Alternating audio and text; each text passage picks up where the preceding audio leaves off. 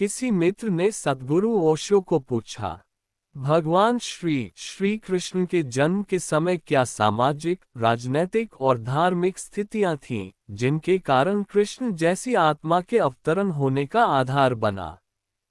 कृपया इस पर प्रकाश डालें। ओशो कहते हैं, कृष्ण जैसी चेतना के जन्म के लिए सभी समय, सभी काल, सभी परिस्थितियां काम की हो सकती हैं। कोई काल, कोई परिस्थिति कृष्ण जैसी चेतना के पैदा होने का कारण नहीं होती है। यह दूसरी बात है कि किसी विशेष परिस्थिति में वैसी चेतना को विशेष व्यवहार करना पड़े। लेकिन ऐसी चेतनाएं काल निर्भर नहीं होती। सिर्फ सोए हुए लोगों के अतिरिक्त काल पर कोई भी निर्भर नहीं होता। जागा हुआ कोई भी व्यक्ति अपने समय से पैदा नहीं होता, बल्कि बात बिल्कुल उल्टी है, जागा हुआ व्यक्ति अपने समय को अपने अनुकूल ढाल लेता है। सोए हुए व्यक्ति समय के अनुकूल पैदा होते हैं। लेकिन हम सदा ऐसा सोचते रहे हैं कि कृष्ण शायद इसलिए पैदा होते हैं कि युग बहुत बुरा है, इसलिए पैदा होते हैं कि बहुत दुर्दिन है। इस समझ में बुनियादी भूल है। इसका मतलब यह हुआ कि कृष्ण जैसे व्यक्ति एक कॉजल चेन में पैदा होते हैं, एक कार्य कारण की श्रृंखला में पैदा होते हैं। इसका मतलब हुआ कि हमने कृष्ण के जन्म को भी यूटिलिटेरियन कर लिया, हमने उपयोगिता में ढाल दिया।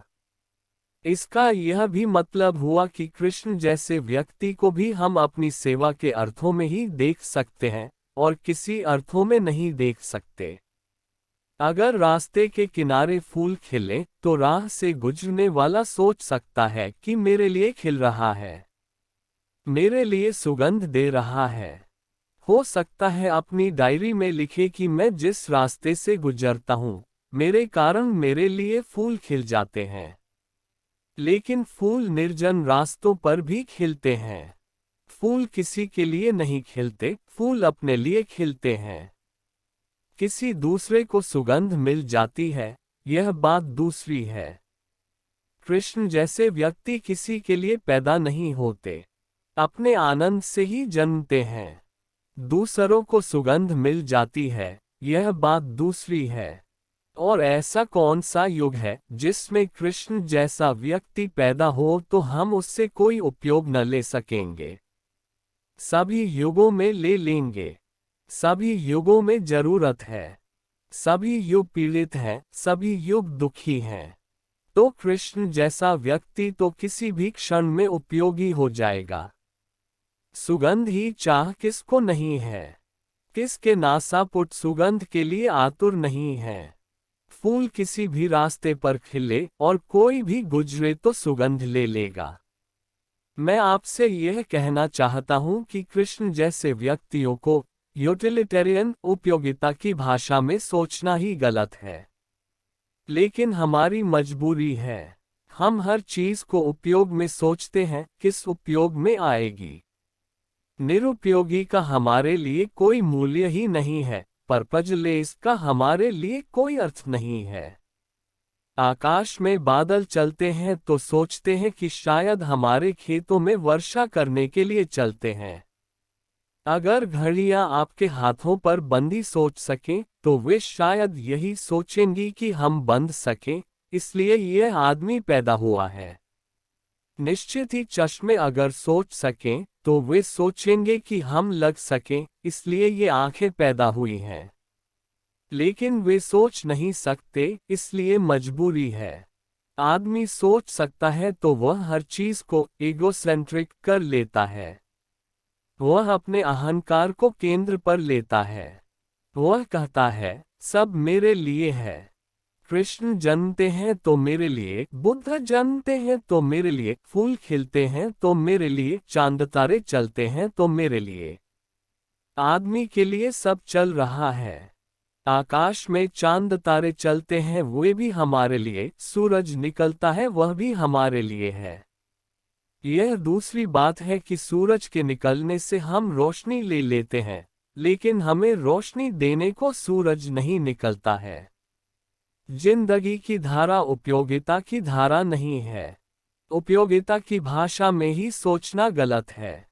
जिंदगी में सब हो रहा है किसी के लिए नहीं, होने के लिए ही। फूल खिल रहे हैं अपने आनंद में, नदियां बह रही हैं अपने आनंद में, बादल चल रहे हैं अपने आनंद में, चांद तारे चल रहे हैं अपने आनंद में। आप किसके लिए पैदा हुए हैं? आप किस कारण पैदा हुए हैं? आप अपने आनंद में ही जी रहे हैं। और कृष्ण जैसा व्यक्ति तो पूरी तरह अपने आनंद में जी रहा है। ऐसा व्यक्ति कभी भी पैदा हो जाए तो हम जरूर उसका कुछ उपयोग करेंगे। सूरज कभी भी निकले तो हम उसकी रोशनी अपने घरों में ले जाएंगे। और बादल कभी भी बरसे हम फसल पैदा करेंगे। और फूल कभी भी खिले हम उनकी मालाएं बनाएंगे। लेकिन इस सब के लिए यह नहीं हो रहा है। लेकिन निरंतर हम इसी भाषा में सोचते हैं, महावीर क्यों पैदा हुए? कौन सी राजनैतिक स्थिति थी जिससे महावीर पैदा हुए? बुद्ध क्यों पैदा हुए? कौन सी सामाजिक स्थिति थी जिससे बुद्ध पैदा हुए? ध्यान रहे, इसमें एक और खतरनाक बात है, और वह यह है कि व्यक्ति की चेतना सामाजिक परिस्थितियों से पैदा होती है, ऐसा मार्क्स का सोचना था। मार्क्स कहता था कि चेतना परिस्थितियां नहीं बनाती, परिस्थितियों से चेतना जन्मती है। लेकिन जो नहीं हैं कम्युनिस्ट, वह भी इसी तरह सोचते हैं। उन्हें पता नहीं होगा कि जिन लोगों ने भी कभी यह कहा है कि इस कारण से महावीर पैदा हुए, इस कारण से कृष्ण पैदा हुए, वे यह कह रहे हैं कि समाज की परिस्थितियां उनके जन्म का कारण हैं। नहीं, समाज की परिस्थितियां उनके जन्म का कारण नहीं हैं। और समाज की ऐसी कोई भी परिस्थिति नहीं है जो कृष्ण जैसी चेतना को जन्म दे दे। समाज तो बहुत पीछे होता है कृष्ण जब पैदा होते हैं। समाज तो बहुत पीछे होता है, कृष्ण जैसी चेतना को जन्म देने की क्षमता उसकी नहीं है। बल्कि कृष्ण ही पैदा करके उस समाज को नई दिशाएं अनजाने में दे जाते हैं। नए मार्ग दे जाते हैं, नई शक्ल, नई रूपरेखा दे जाते हैं। मैं परिस्थितियों को बहुत मूल्य नहीं देता। मैं मूल्य चेतना को, कॉन्शसनेस को ज्यादा देता हूँ। और आपसे यह कहना चाहूंगा कि जीवन उपयोगितावादी नहीं है, जीवन खेल जैसा है, लीला जैसा है। एक आदमी जा रहा है रास्ते पर, उसे कहीं पहुंचना है, उसे कोई मंजिल, कोई मुकाम, उसे किसी काम के लिए जाना है। यह आदमी भी चलता है रास्ते पर। एक आदमी सुबह घूमने निकला है, उसे कहीं पहुंचना नहीं है, कहीं जाना नहीं है, कोई लक्ष्य नहीं है, सिर्फ घूमने निकला है। लेकिन कभी आपने ख्याल किया है कि वही रास्ता, जब आप काम करने के लिए निकलते हैं तो बोझिल हो जाता है, और वही रास्ता जब आप घूमने के लिए निकलते हैं तो आनंदपूर्ण हो जाता है। वे ही पैर जब काम करने को जाते हैं तो भारी हो जाते हैं। वे ही पैर जब फिर घूमने को जाते हैं तो पर लग जाते हैं, हल्के हो जाते हैं।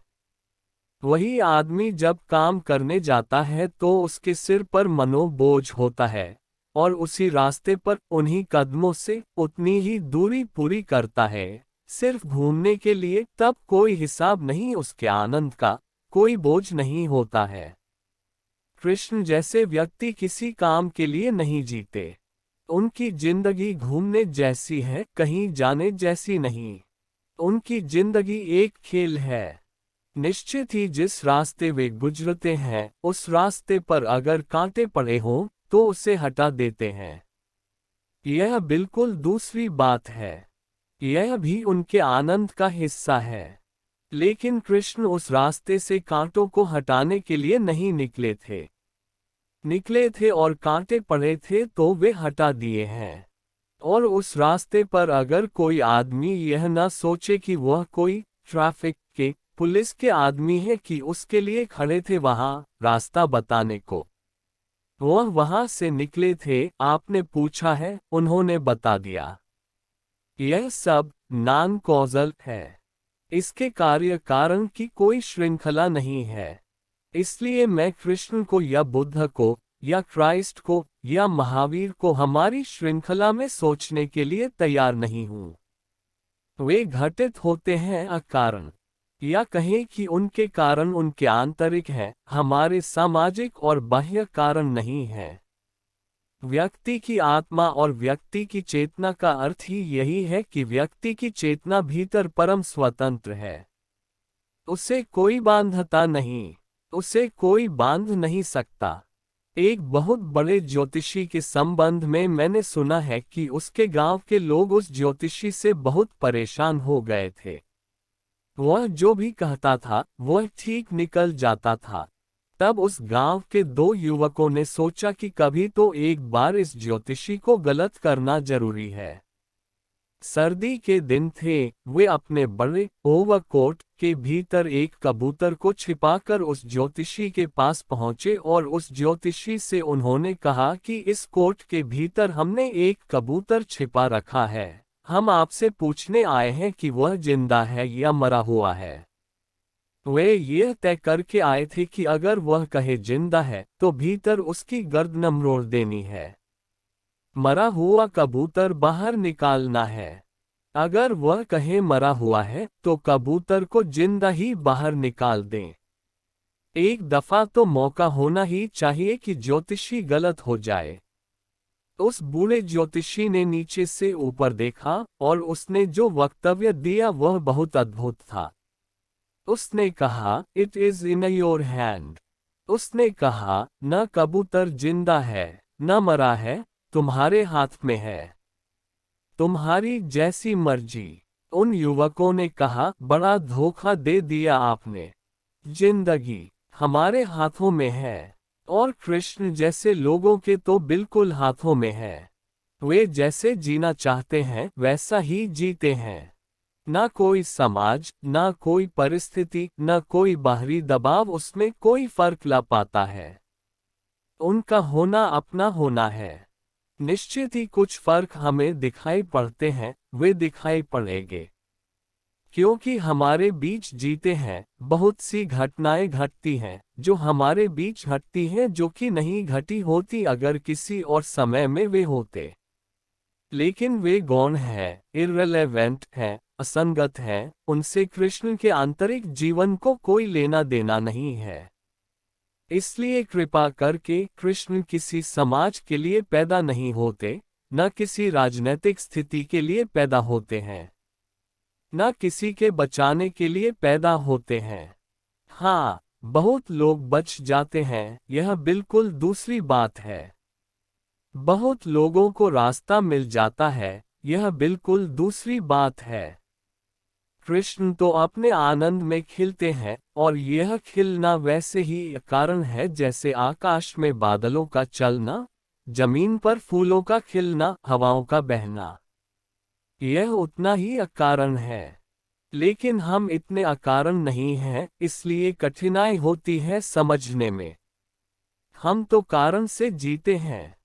हम तो किसी को प्रेम भी करते हैं तो भी कारण से करते हैं। प्रेम भी हम कारण से कहते हैं, प्रेम का फूल भी अकारण नहीं खिल पाता। हम बिना कारण के तो कुछ भी कर ही नहीं सकते। और ध्यान रहे, जब तक आपकी जिंदगी में बिना कारण के किसी करने का जन्म न हो, तब तक आपकी जिंदगी में धर्म का भी जन्म नहीं होगा। जिस दिन आपकी जिंदगी में कुछ अकारण भी होने लगे कि आप बिना कारण करते हैं, अनकंडीशनल, कोई वजह नहीं थी करने की, करने का आनंद ही एकमात्र वजह थी।